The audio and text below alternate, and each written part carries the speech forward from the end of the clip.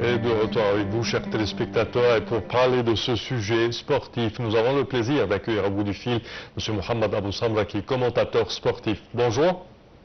Bonjour monsieur, bonjour, comment allez-vous? Ça va, merci. Alors quand on parle de ce match d'hier de Pyramids FC, était-il possible d'obtenir un meilleur résultat en vue de la performance réalisée par Pyramids, surtout que les attaques de Pyramids étaient plus fréquentes que les attaques de Flamengo? Oui, pour être honnête avec vous, je crois que c'était un match très difficile puisque Flamengo, ils ont déjà l'expérience de lutter ce genre de challenge, ce genre de match. Je crois que même si Pyramids aurait pu revenir sur le score, je crois que selon le déroulement de match, je crois que Flamengo avait toujours la possibilité de rajouter un but ou deux afin de remporter le match. On peut dire que à cause de cette différence de niveau entre Flamengo et Pyramids, dû au manque d'expérience, à mon avis, de Pyramids, je crois qu'ils n'ont pas donné... Manque d'expérience sur la scène internationale, manque d'expérience de match international.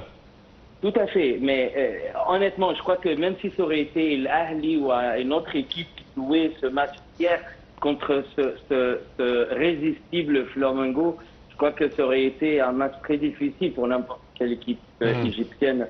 Le niveau de Flamengo, c'est un niveau, on croit toujours, c'est un niveau tout à fait européen, un football tout à fait différent par rapport au football qu'on trouve ici ou qu'on joue ici, honnêtement, monsieur. Mais je crois que oui, ils avaient l'occasion de marquer des buts. À mon avis, ils avaient même l'occasion d'égaliser à la fin de la première mi-temps. Mais voilà, c'est la faute, à mon avis, hein, c'est la faute de l'entraîneur qui n'a pas pu, pour la première fois, je crois que Jurisic, c'est un des meilleurs coachs en Afrique, pas seulement en Égypte, vu les résultats au niveau de Pyramides. Mais je crois qu'hier, il a mal géré cette compétition, il a mal géré ce match contre une Flamengo, comme je vous ai dit, tellement prêt pour cette rencontre. On a vu le match de Flamengo en demi-finale contre l'équipe mexicaine 4 jours avant. Ils étaient prêts de lutter ce genre de rencontre plus que Pyramides. À mon avis, les joueurs de Pyramides, ils étaient un peu perdus entre la compétition de la CAN, ceux qui vont partir pour la CAN, pour l'équipe nationale ou bien pour les équipes congolaises ou les autres équipes. La Tétoré, je crois qu'il va jouer avec Burkina Faso. Ils n'étaient pas concentrés, à mon avis, à 100%. Et ça, à mon avis, c'est la faute de l'entraîneur parce qu'il fallait leur donner une motivation à 200%, monsieur, afin de remporter ou bien faire un meilleur résultat. Ça, c'est mon avis personnel. Oui, je pense qu'il avait besoin de régler ses priorités, je dirais, ou les priorités de Pyramids. Tout à fait, tout à fait. Et justement, on a vu ça pendant la deuxième mi-temps. J'ai vu qu'il y a un manque d'ambition. Voilà, c'est ce que j'ai vu. Mais au niveau football, il y avait un gros problème de gérer les coups de pied arrêtés.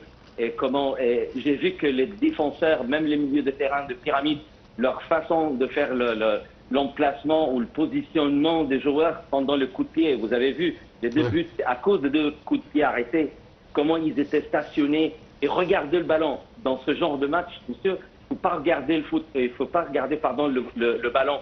Il faut toujours regarder le positionnement des attaquants en face. Ils attendaient le centre. Il fallait pas regarder le ballon. Et ça, c'est à cause de ça, ils ont encaissé 2 buts. C'est plus ou moins, à mon avis, c'est le même jeu. C'est le même jeu. C'est avec un coup de tête, ils ont marqué le premier. Pareil pour le deuxième but. Et je crois aussi ça, c'est une deuxième faute de Jurisic, le positionnement des défenseurs pendant le coup de pied arrêté. Et ils pouvaient éviter ce genre de but. À mon avis, c'était un peu gratuit d'encaisser ce genre de but. Et voilà, c'est toujours, pour être honnête avec vous, c'est la faute de tous les joueurs égyptiens. Pendant le coup de pied arrêté, regardez l'Ahli, le Zamalek, toutes les grandes équipes égyptiennes, ils ont un gros problème pour gérer ce genre de centre qui viennent justement des coups de pied arrêtés. Il ne faut pas regardez par exemple le niveau dans la Ligue anglaise ou bien pendant le Champions League. Les joueurs, ils ne regardent jamais le ballon. Ils commencent de regarder le ballon quand ça arrive en mi-distance entre celui qui frappe et ceux qui sont sur la surface des préparations. Il n'attend pas que le ballon se déplace d'un endroit à un autre pour avoir de l'action autour du ballon, mais ils doivent, selon vous, faire de l'action répartie sur tout le terrain. Il ne faut pas attendre le ballon, monsieur. Certes. Dans ce cas-là, il faut pousser les attaquants, les adversaires, vers dehors la surface des préparations. Et ça, c'est la faute de tous les joueurs égyptiens. On ne sait pas tous les buts qu'on encaisse avec l'équipe nationale, avec l'Ahli, Zamalek, avec le Masri et hier avec Pyramide, un gros problème de coup de pied. Et pourtant, on a des bons défenseurs. Il y a Rami Rabia, il y a Mohamed Abdelmenem. Les seuls, à mon avis, les seuls qui arrivent à gérer ce genre de centre parce qu'ils savent comment positionner pendant ce coup de pied, arrêté. Oui. Est-ce que vous pensez que Pyramids a été affecté par l'absence de Walid El Karti? Impossible, un seul joueur, il ne peut pas faire cette différence, à mon avis. L'effectif de Pyramide, regardez, ils ont presque les meilleurs joueurs, pas seulement en Égypte, mais dans tout le continent africain. Oui, Walid El Karti, c'est un grand joueur, mais regardez avec l'équipe nationale 1 du Maroc, Walid El Karti, il n'était pas appelé, il était appelé pour équipe 2. Donc le niveau de Walid El Karti, c'est pas un haut niveau comme les meilleurs joueurs qui jouent justement avec Maroc 1. Donc, il ne faut pas... En fait, c'est une excuse inadmissible de la part d'Juričić. Je mets toute la responsabilité sur lui, en fait. Même pendant le press conference à la fin, et il a dit que, voilà, c'est l'absence de Walid El Karti qui a fait ça. À mon avis, ça peut affecter négativement l'état d'esprit des autres joueurs. Il ne faut pas dire, voilà, à cause d'un seul joueur, on a perdu le match. Il faut dire que, voilà, peut-être on n'était pas préparé à 100%, on n'était pas concentré à 100%, et il fallait qu'il prenne un peu ou une part de la responsabilité qu'il n'a pas dit. Il a dit que voilà, c'était à cause de l'absence de Walid El Karti. Oui, il est toujours titulaire, il fait la différence avec Pyramide, mais il n'était pas, selon les autres matchs, il est toujours remplaçable. Il est toujours remplaçable. Tu as au moins 2 ou 3 joueurs qui peuvent justement remplacer le rôle de Walid El Karti. Donc je ne suis pas d'accord avec ce qu'il a dit Juričić pendant le press conference.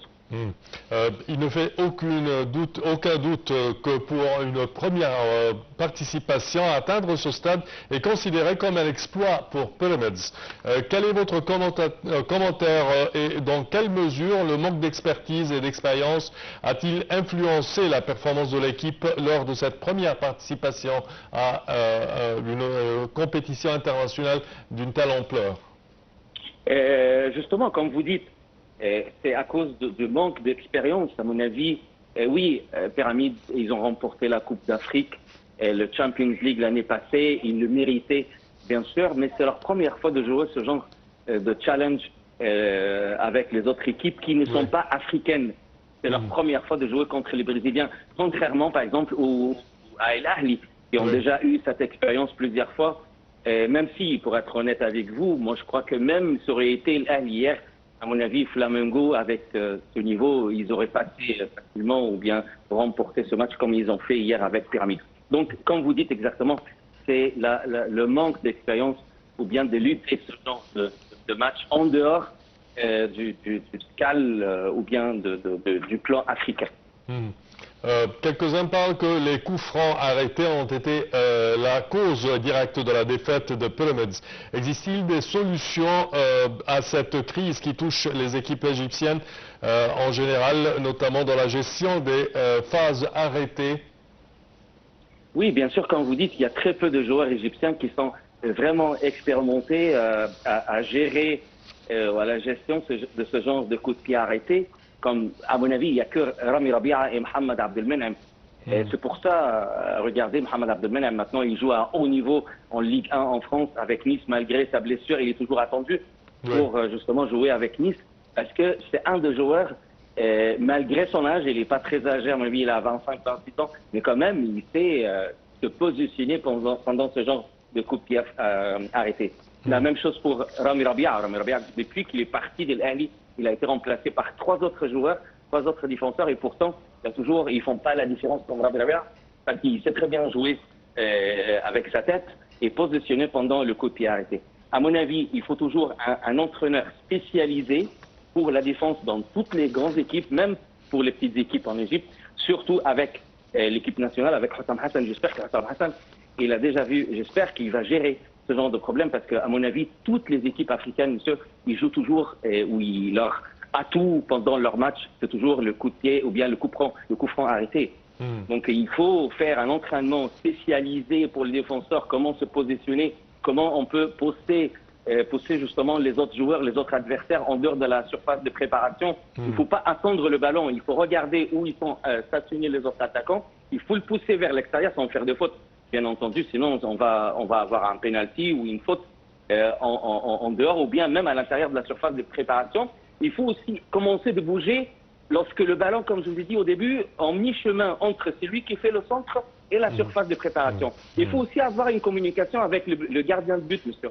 Parce que dans ce genre de coup de franc ou coup franc arrêté, il n'y a que Mustafa Choubir qui sait gérer parce qu'il sort tout de suite, il ne reste pas à sa place. Mohamed El Shenaoui aussi, il a un gros problème avec ce coup de pied. La plupart des buts qui étaient encaissés contre l'Ahli, c'était à cause de lui, le manque de communication ou le manque de cette harmonie entre lui et les défenseurs. Oui. Yasser Ibrahim, c'est un des joueurs qui sait un peu se positionner pendant le coup franc. Je parle maintenant de l'équipe nationale de l'Égypte. Oui. Donc, à mon avis, il n'y a que Yasser Ibrahim qui peut remplacer justement Mohamed Abdelnaim pendant le grand match, puisque lui aussi, il a l'expérience. Mais il ne faut pas demander aux nouveaux joueurs comme le joueur de Masri ou le défenseur de Masri, même Mohamed Hamdi de Pyramide, parce que je sais que Hussam Hassan, il va utiliser Mohamed Hamdi comme défenseur central. Mais quand même, il faut mettre la responsabilité sur Yasser Ibrahim. Si je suis à la place de Hussam Hassan, je vais mettre Yasser Ibrahim à côté de Rami Rabia et je vais jouer par 4. Mais le problème, c'est que Hussam Hassan, il change toujours son plan. Des fois, il joue avec un libéro un peu caché ou un libéro de milieu de terrain, comme par exemple comme Hamdi Fathi. Il compte sur Hamdi Fathi. Mais ça sera une grosse erreur s'il va continuer d'utiliser cette technique. À mon avis, il vaut mieux jouer à 4 avec 2 défenseurs qui sont Yasser Ibrahim et Rami Rabia. Sinon, à mon avis, j'espère pas qu'on va encaisser des buts pendant la CAN, mais ça sera toujours à cause de coups de pied ou de coups de coups francs arrêtés. Monsieur Mohamed Abou Sabra, également un autre sujet qui a, je dirais, occupé une grande place sur les médias sociaux en Égypte, Mohamed Salah et la crise qu'il a à présent avec Liverpool. Alors hier, Mohamed Salah a participé à la victoire de Liverpool contre Brighton. Il a joué la première mi-temps, a montré une très bonne performance et a contribué au deuxième but. Selon vous, la participation de Salah a-t-elle mis fin au problème avec Arne Slot ou pas encore?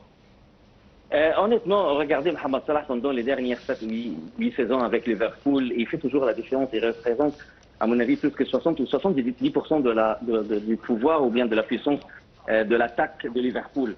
C'est pour ça, même à cause de cette crise qu'il a eue avec Arne Slot, l'entraîneur de Liverpool, à mon avis, Salah, il était très intelligent lorsqu'il a déclaré, à mon avis, il a jeté l'hameçon à Arne Slot et la direction de Liverpool parce qu'il leur a fait sentir un peu le danger.